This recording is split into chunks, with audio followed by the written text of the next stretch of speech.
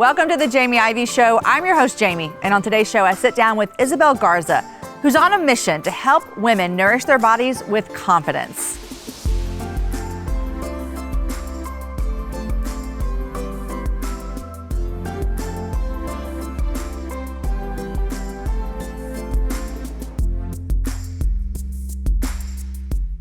Isabel, welcome to the show today. I'm so glad you're here. Oh, thank you for having me. Okay, so I love the work that you're doing, and your tagline is you're helping women nourish their bodies with confidence. Now, let me just set the stage for you real quick. I'm 42, okay? I have cared about my body because I've just wanted to, be skinny. Mm-hmm. We're growing up, that's what we want, and then you get your 40s and your body starts changing. Mm-hmm. What made you actually want to get into nutrition to help women have confidence in their bodies? Yeah, it's such a good question. I think for me, the biggest part that drew me to wanting to help women is I was just so tired of seeing women struggle over their bodies, obsess over food, and really steal from their life because of that obsession. And so I saw this happening. I said, enough is enough. And I wanted to be a part of that change, to allow women to say, hey, all this obsession about trying to be thin, making myself small, right? Both figuratively and literally. And it is not bringing the joy and the fulfillment in my life that I want. And so I really did you personally deal with this? Or was this something you just watched your friends go through? I dealt with it myself too. Yeah, very, very personally.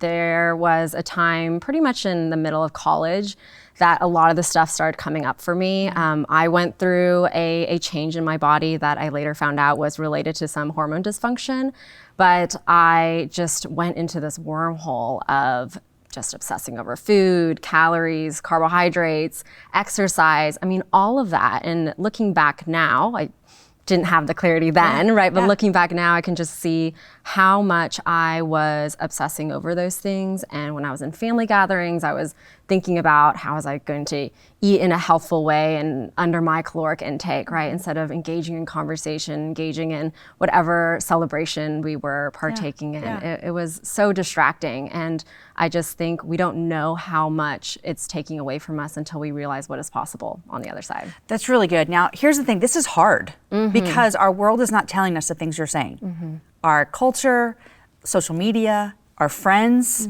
the things we know. I've heard you say, you asked one time, you said, do you know more about diets than you do about your actual body? Yeah. And I read that when you said that, and I just thought, I don't know that I know much about my actual body. It's just this constant wave of if I could be more like that or look more like that, or I'm not gonna eat carbs for like the next 2 months.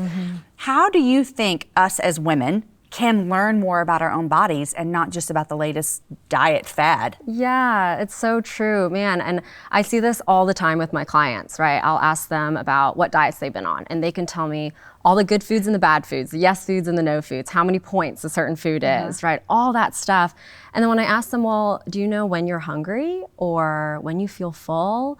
Or do you know the difference between physical hunger versus emotional hunger? They have no idea. And I mean, it's not rocket science that we don't know it, because there's so much just distraction out there, right? Telling us that you should just follow this diet, you should just do this. You don't know better. We know better, right? Give us your money and we'll tell you exactly how to do it. And I'm just giving my money out to everybody. Exactly. And so I say, enough with that. You were born with your God-given internal wisdom to navigate food, navigate how much food you need to eat, what type of food makes you feel good. And if you can honor that, man, that is true freedom. That's right. True that freedom. You're not chasing some type of fad that is going to change overnight. It's going to change tomorrow. First fats were bad, right? And now they're good. Give me all the good fats. Exactly. It's so confusing, and yet your internal wisdom is so clear when it comes to that, and adaptive, right? Those diets are not adaptive if you are on vacation or you are celebrating a birthday. All of a sudden, we don't know how to eat anymore. And so what I really do is I help women just to learn about their bodies. And the first step is really to reject all those diet rules, right? We have to get that out of the picture first to clear some room for your internal signals, your internal wisdom to speak. I think when you said getting rid of all those rules that you've always been told, that's the first step. Here's the question though. I think so many people, that's the only way they know how to eat. Yeah. So do you find it's hard when you ask women to get rid of all the rules, do they often go, well, I don't know what to do? Oh yeah. Yeah, it's like the rug's pulled out under them, right? It's like, well, then what am I supposed to eat? Yeah. And what very often happens, what's very common, right? So for example, we kind of talked about carbohydrates. So we say, okay, we get rid of that rule. And they say, oh my gosh, well then if I don't follow that rule, then all I'm gonna do is eat carbohydrates, right? Breakfast, lunch, dinner, day in and day out. And I say, okay, well, let's try that. Oh my goodness, right? What would that bring? Yeah.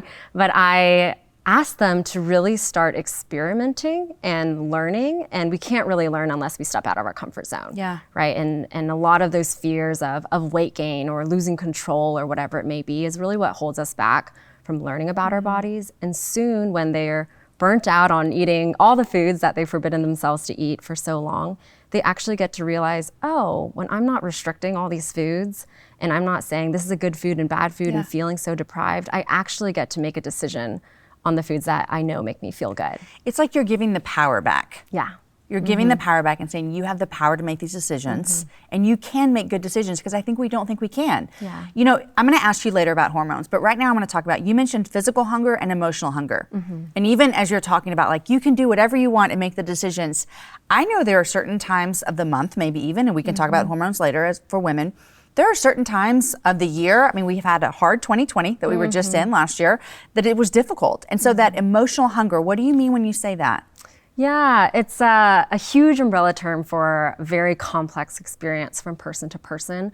But emotional hunger, I like to compare with physical hunger, right? So emotional hunger very often comes very abruptly. Like all of a sudden you feel this very strong sense to eat, usually one particular food, versus physical hunger is very often a little bit more gradual.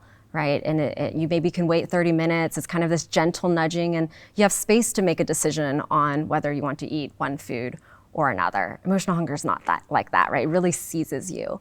And also with emotional hunger, very often, if you choose to eat something, the emptiness doesn't really go away. Yeah. Right, it's still there. You may get a short-term relief, but that's really about it. Yeah. And so I kind of start using that vocabulary to help people navigate that, because one, emotional hunger is so demonized, right? Like you're not allowed to eat emotionally, and that's not true either. Okay, it's that's really good, because I'm sitting here thinking about all the times I do this, and maybe I should need to think more about it. Keep going. Right, Yes. it's just to be able to better understand, am I experiencing an emotional hunger or a physical hunger? And not to demonize either one, because when you demonize it, what happens? All that shame and guilt comes in, and then we say, I'll do better tomorrow, and then we're in that vicious cycle of never being able to break those cycles, right? And never really taking the chance to learn about, well, what was going on there? What was happening? Why did I still feel that sense of emptiness? Why did I feel so frantic? Yeah. We don't have that time to pause, because the shame comes in and wipes everything away.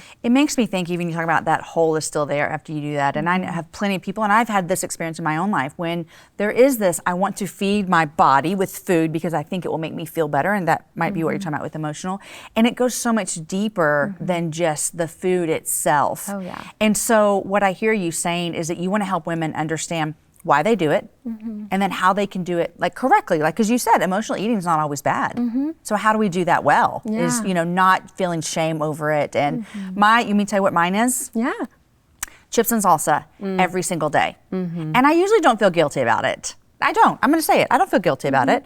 I feel guilty about it when I come in and I'm like, oh my gosh, I deserve to eat anything I want. And then I just eat, and then I feel bad. Yeah. But I also enjoy chips and salsa every day, and I feel good about it. Is that okay? Totally. So I think what we often do is we focus on the emotional eating, right? The eating part. And that's really just a symptom of the root issue, which is, are we able to deal with our emotions? And that word deserve, right, can be really insidious, because it means that we're needing to earn our food, right? So kind of going back to our conversation earlier about our rules, when you're on a diet, you do kind of have to earn your food, whether you've exercised a certain amount or you've been good all weekend, right, in quotes. Yeah. And then the wheels fly off, and now you get to deserve, barbecue or tacos, or all the foods that you actually want to eat, right? And so the deserving ends up being a slippery slope, where we end up really oscillating between foods that we think are good or bad, or us being good or bad, and can really end up leading to a lot of chaos in our eating behaviors. We do this with our kids. Yeah. We're like, you got all A's. You know what you get? You get a chocolate sundae. But maybe we should just do a chocolate sundae on Sunday because it's Sunday. Yeah. And it's just a fun day. Totally. Oh my gosh. Yes, normalizing those eating habits. Normalizing it. Foods don't have to be there doesn't need to be a halo effect around certain foods. Oh, This is so good with Isabel. We're going to talk more when we come back after this break about hormones because I have questions, you have questions, and she has answers. We'll be right back.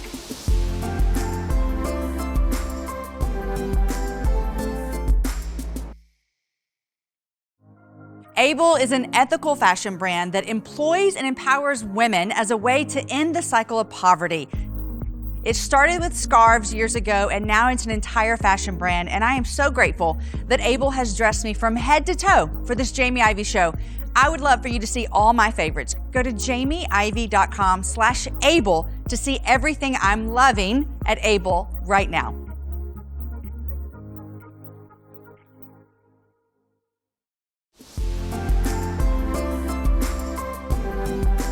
Okay, welcome back. I'm here with my friend Isabel Garza, and we're talking all about food and having the power to make decisions about our own bodies. Now, one thing that I know you specialize in is hormones. And you mentioned earlier before the break that you had a time in college when you realized that some of your eating had to do with hormones.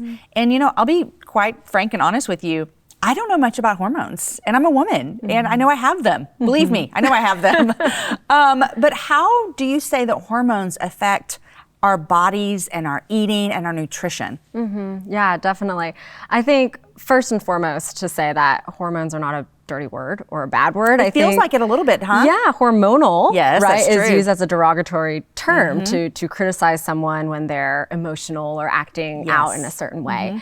And hormones are an amazing thing. It's a beautiful thing. It makes us be able to feel invigorated, energized, connected. I mean, there's so many things. I'm a nerd for hormones, obviously. Yes. But I think when we talk about hormones, very often we're trying to control hormones. And in my work, I really empower women to learn about their hormones so that they can know when they're experiencing certain cravings, right? Or know when they may be feeling more fatigued because they're in a certain time in their cycle.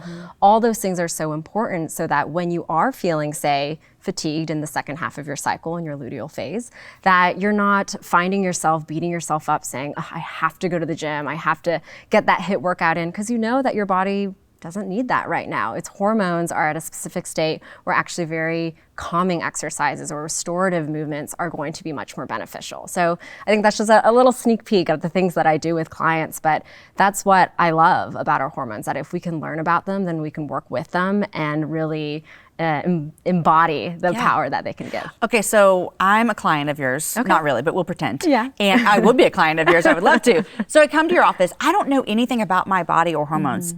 Am I the majority of the kind of women that you're seeing? Because I just have never had a conversation with girlfriends about any of those words you just said, about any kind of phase of my cycle or anything. And so where do we even start when we're wanting to learn more about our bodies with our hormones? Yeah, I start at our periods. So people also don't like to use that word. It's right? okay. People feel like they need to whisper it.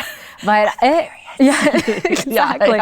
But it tells us so much. In fact, it's our monthly report card where it tells us what we're doing in our life, how it's reflecting in our bodies. And so I really use our periods as a way to understand our bodies as well as understand the fluctuations of our hormones. And so that's really where I start. Whenever I do my first consultation, I ask, how are your periods? Are they heavy, irregular, painful? That tells me so much about how you're eating, about any micronutrient deficiencies, about your exercise. I mean, it really shows so much. You mean you're here to tell me that if I'm having painful periods, it could be because of some of the foods I'm eating? Wow. Yeah. Change my life. You're about to change my life right here. Yeah, okay, a so lot of that's those where you things- start, is with periods. Yeah, and to not normalize a lot of that discomfort. Periods aren't supposed to take away half of your month all the time, right? You need to be living your life. But the fact is that a lot of those things have been normalized. And so what happens is either people deal with it, right? Just take ibuprofen or struggle through, or they get on birth control to shut it all off. And then we really have no idea what your hormones are doing, because that's exactly what hormonal birth control does. It turns off your hormones so that they don't do what they do best. And so I reject that, and I want women to say, hey, if there's an issue, then that doesn't have to be normal. What can we do to get you to a more comfortable place knowing your body and working. Okay, so I know that you're a nutritionist. And I didn't know this until I got to know you, of how much you would cross over with this hormonal therapy. Would you call it that? Or Yeah, nutritional counseling. Nutritional counseling with nutrition and hormones. Because when I think of, I'm going to go to a nutritionist, I'll tell you, my first thought is so she can tell me how to lose weight. Is that what most women are coming to you for? Yeah, 100%. And I have to actually challenge that right away, because that isn't the work I do. In fact, most of the time I realize that women know how to lose weight. Right? They get on a 1,200 calorie diet, exercise really hard, don't eat any of the foods they love, and that's how they lose weight. But that's not the problem, right? The problem is the deeper issues, their relationship with food, how they think about food, what they believe about food, and the other part of it, which is what I specialize in, is their hormones, right? How their hormones play a role in all of that. So it's really not about weight loss. In fact, weight loss can be really distracting. And so very often I just propose, hey, can we put this pursuit of weight loss on the back burner so that we're not so focused on that, so we can really start tuning in to our bodies and really learn about our bodies and work with it. Because you're like a counselor as well, Isabel. Yeah. That's what you're doing. Well, nutrition therapy, I would say. Nutrition therapy. I'm like, I feel like I need a little couch to lay down on, and then we can just talk about all the bad things that people bring into. So hormones. Now, when you talk about hormones and you talked about periods, I told you earlier I'm 42, and I don't know hardly anything about my own hormones. I feel like when you're younger and you start your period, it's like, started my period, or maybe you want to, you know, you're like 12, 13, everyone's starting their periods with me. And then you get a little bit older, and then you maybe get married, if you do, and then you're like, okay, I need to have kids, that's why I need my period. And then when you get older, it's kind of like, God, why are we still doing this? How does a woman's hormones, because I know periods change over your lifetime, how do a woman's hormones change throughout her lifetime? Oh my gosh, what a big million question. ways? A million ways, Okay. yes. And specifically what I work with is I work with hormone dysfunction. So specific diagnoses like polycystic ovarian syndrome, HA, endometriosis. What is HA? Hypothalamic amenorrhea. Okay, all right. And these are all hormone related? They're all hormone related. Okay. Yes, and they will definitely change. The chronic illness itself will also change over time. So we're not even just talking about women, you know, without chronic illness, but with chronic illnesses, all the hormones are constantly changing. And so that's why there isn't this one size fits all diet that's going to heal you of all your ailments, right? It's really meeting your body where it's at, learning how to adapt. And if your hormones do change, to be willing to change with it, right? Not be such a stickler about your diet or your exercise routine or the habits that you have induced into your life, but really to find freedom saying, okay, my body's telling me something. I'm really fatigued, I'm really exhausted, I'm having more pain around my periods. What can I do for my body? Right, versus trying to wrestle our bodies into submission. I feel like that is so often the approach that we use in the health and wellness world, right? How do we shrink our bodies, fight it, make it not tired, drink the caffeine, right? All that stuff. And that's useless, because our body will win. It will say and speak what it needs to speak eventually, and sometimes that comes out sideways in really uncomfortable and harmful ways. Okay, so hormones. I'm going to ask maybe the dumbest question yet today, okay? How do you find out if your hormones are functioning well or not? Is it like physical symptoms? Is it blood tests? What is that? How do you figure that out? Yeah, so we start with symptoms. Okay. But what I do is I do comprehensive hormone testing. So the test I use is called Dutch. It's not a Dutch test. Okay. It stands for Dry Urinary Test for Comprehensive Hormones. Okay. And basically what we're looking at is how your hormones break down in your body. So why I like to use it over, say, a blood test is because in a blood test, we just get a snapshot view of what's in your blood, right? What are the hormones that are floating around? Versus when we look at your urine, we get to see how the hormones being broken down and utilized in your body and metabolized in your body. And Which that's is where you important. see if they're not functioning right. Exactly. Got it. Yeah. So, for example, we can get a little nerdy and a little bit more it. specific. So, with estrogen, right? Some people, they'll test their estrogen levels in their body and say it's high. Great. We don't know why. We don't know, are you producing too much? Is your body not deactivating it, metabolizing it, getting rid of it? I mean, there's so many reasons why that could be happening. And so we really need to get to the root cause, or else we could try all the things, and but it's going to be, different from one person to another. That's so interesting, because you could just get a regular test, a blood test maybe, and tell you, oh, it's high. Put you on medicine instead of figuring out exactly why it might be that way. Exactly. It's so freeing even to know, like, okay, I can figure out why my body's doing this way, and then I can take the power, and that's what you offer your your people. Yes. I always say, man, be the expert of your own body. Like that is truly freedom when you are the expert. I know you work with women, but this question just came into my head. Yeah. As much as our hormones change over our lifetime, does the same happen for men? Yeah, to a certain extent. Yeah, so it's less what they're going to experience, right? Because women are experiencing changes in their hormones every month. True. And throughout the month, versus for men, they don't really see that fluctuation. Got it. If they do a hormone panel, they can take it anytime in their life, in their month, versus we need to take it at a very specific time in order to understand what they look like. So they may be experiencing changes in their hormones, but not in the fluctuations that we do as women. You know, my favorite thing you said in this little time together was that hormones are not a bad thing. Because so many times it's like, oh, you're acting so hormonal. Yeah. That's so mean. Ugh, I despise that. We're done with that. No. We're not acting hormonal, we're acting who we are. Isabel, thank you so much. We're gonna take a quick break and then we're gonna talk about eating disorder versus disordered eating.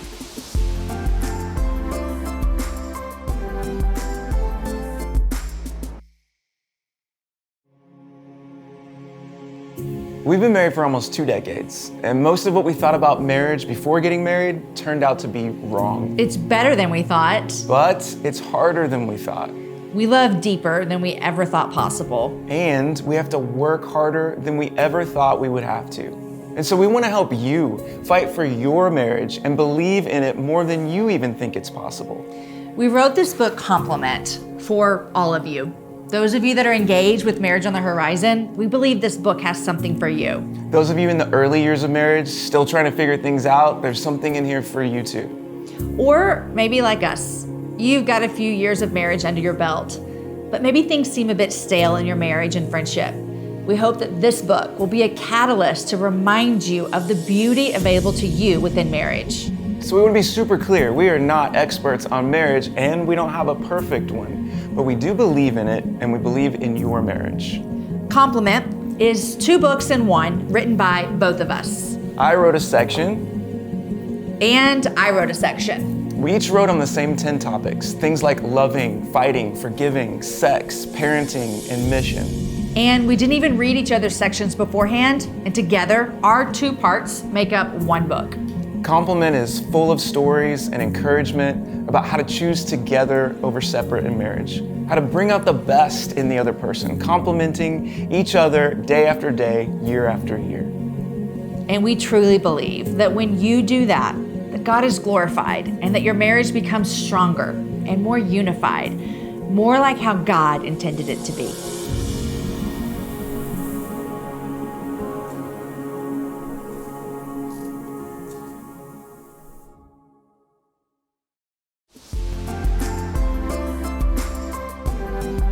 Okay, guys, we're back with my guest, Isabel Garza, who her theme is helping women nourish their bodies with confidence. And this has been such a great conversation about hormones and physical hunger and emotional hunger. And I'm so grateful for the work that you're doing. I want to ask you a question. This is something I've been hearing a lot lately, and I don't know that I fully understand it. I've heard women talk about disordered eating, and I've always heard eating disorder, and I don't even know if they're the same thing. So when you say disordered eating, what do you mean by that? Yeah, so to kind of differentiate, eating disorder is a diagnosis that meets certain criteria in the DSM-5. It's very specific.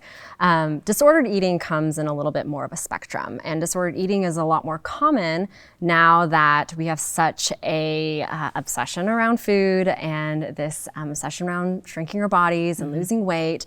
And so what happens is people end up having a very disordered relationship with food, where they may have good foods, bad foods, find themselves, eating all the things that they want on vacation and then feeling like they need to go on a cleanse when they come back, or all these type of things that really just lead to a lot of chaotic eating behaviors versus eating in a way, day to day, moment to moment, feeling confident that you are putting what's in your body is good for you. So it can get a little confusing, a little chaotic. It feels that way, but when you're describing it and you're saying it, I think to myself, and I don't mean this in a joking way, I feel like that sounds like my life sometimes. And so when you say that word, disordered eating, it's not a diagnosis.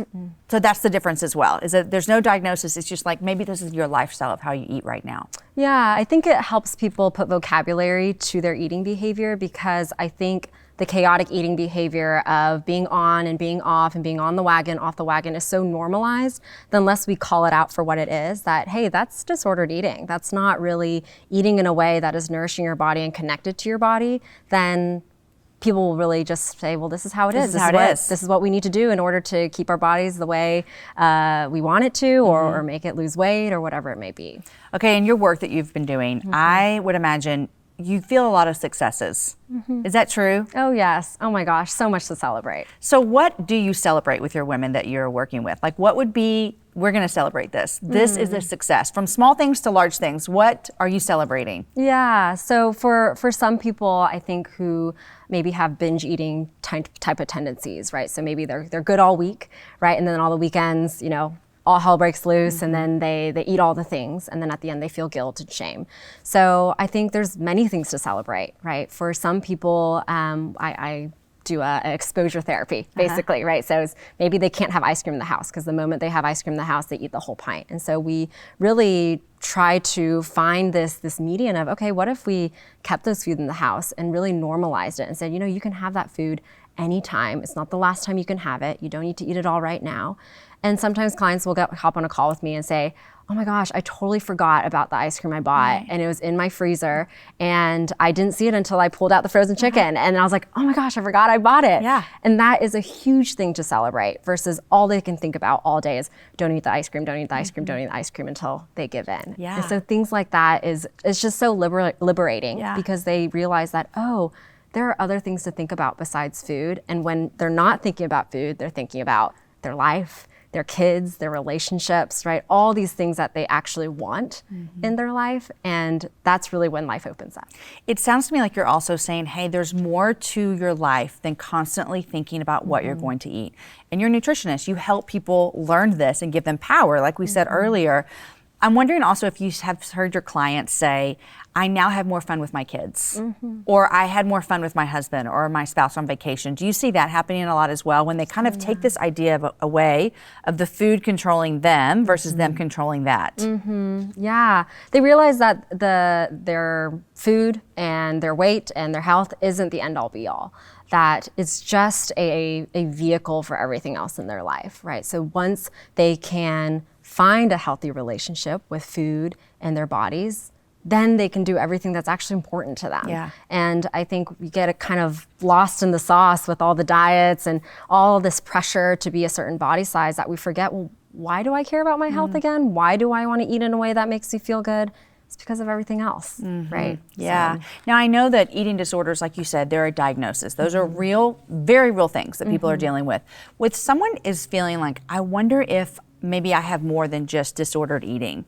Maybe I have something that I might need to see a professional doctor for. Would that be something that you deal with as well with clients? Yeah, definitely. So it kind of depends on the level of care they need. For certain eating disorders, they may need inpatient care. So, you know, they're staying at a facility, they have someone monitoring them, supporting them, they have a whole team of doctors, physicians, dietitians, therapists, all of that. And so what I do is really kind of dictate whether, you know, our sessions are enough for as an outpatient type of treatment, or do they need a higher level of care and be an inpatient. And I always tell people there's no shame in a higher level of care. I so appreciate people reaching out and asking for help, but I think because there's so much gray now, sometimes it's hard to tell. So that's where kind of my professional lens can help. Okay, so there's ladies watching, and they're like, I have never heard such a thing as this. And they want that freedom. That's what I think is so interesting as I'm listening. I'm like, I don't think anyone would say, like, I enjoy this. Like, they want that power. They want the freedom. They want the emotional stability that maybe they're not having. Someone is saying, this is what I want. What are just some of the first things that just someone at their house as they're watching this can start to think through, or even do? If they don't live in Austin, Texas, and they can't come see you, what are some things that a woman could do? Yeah, I say one of the first steps is kind of do a audit of the food rules that you have, because you may not even know you have food rules, right? You think, this is a good thing. I'm supposed to eat less carbs. That's the right thing to do. Yeah. And so you may not even realize that you have all these food rules that are really dictating your life and really stealing the joy away from your dining experiences, right? So I really encourage people, just start taking down notes whenever you notice a food rule come up. When you notice yourself criticize what you ate, well, why did you criticize what you ate? There has to be a food rule there that didn't meet a certain standard, right? That it deserved some type of criticism. Yeah. And so I encourage people to start doing that and then start going through those food rules, and this is the hard part, challenging them, right? So for example, if you say carbs are bad, all right, so what happens when you cut out carbohydrates? Well, I eat all of them, right? The moment I have the chance. Well, is that really serving you? Right. Is that really helping you feel freedom in food? Is that helping you feel safe in your body? And if it's not, then it's not really a good food rule, right? It's not really helping you and serving you. And so what we start doing is, and this is where a professional can really help, is creating some supportive structure that can reintroduce some of those foods and normalize those foods so that they don't have this forbidden fruit kind of halo effect around them. And eventually, kind of like the ice cream example, people start realizing, oh, sometimes I want these foods, sometimes I don't. That's really where that body attunement comes in, and people can start trusting that they want foods that are good for their bodies, and they're not wanting those foods just because they can't have them. Well, you know what? I'm so grateful for you having these conversations, because the loudest conversations seem to be, do these 5 things and you'll lose weight, or, you know, eat this food group and you'll lose weight, or work out this way, or whatever. And all those things are good, which you're not saying like, you know, don't work out or don't eat this. You're just saying, take the power back for you to make choices, and that we're smart women, that we can do this. Exactly. Yes. Thank you. Thank you. Thank you. Thank you. Guys, thanks for joining us today in this conversation. I have learned so much. I hope you have learned so much. Thank you so much for joining me today, Isabel.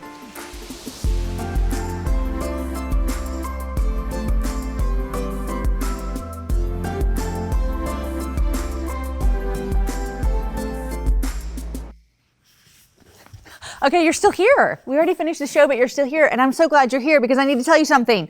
Make sure you subscribe so you never miss an episode. While you're at it, like it. And then while you're at it, tell your friends. We have so many good shows coming up. So come on, subscribe. Do all the things.